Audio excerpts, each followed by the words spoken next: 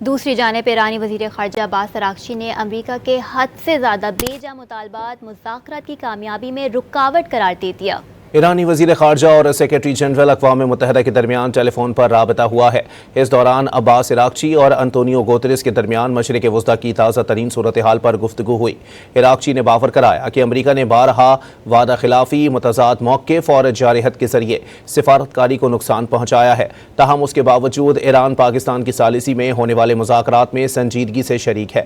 اس موقع پر انطونیو گوتریس نے کسی بھی ملک کی خود مختاری کے خلاف طاقت کا استعمال مسترد کیا اور خطے میں استحکام بحال کرنے کے لیے سفارتکاری پر زور دیا۔ دوسری جانب ایرانی وزیر خارجہ عباس اراغچی نے امریکہ کے حد سے زیادہ بے جا مطالبات مذاکرات کی کامیابی میں رکاوٹ قرار دے دیا۔ ایرانی وزیر خارجہ اور سیکرٹری جنرل اقوام متحدہ کے درمیان ٹیلی فون پر رابطہ ہوا ہے۔ اس دوران عباس اراغچی اور انطونیو گوتریس کے درمیان مشرق وسطیٰ کی تازہ ترین صورتحال پر گفتگو ہوئی۔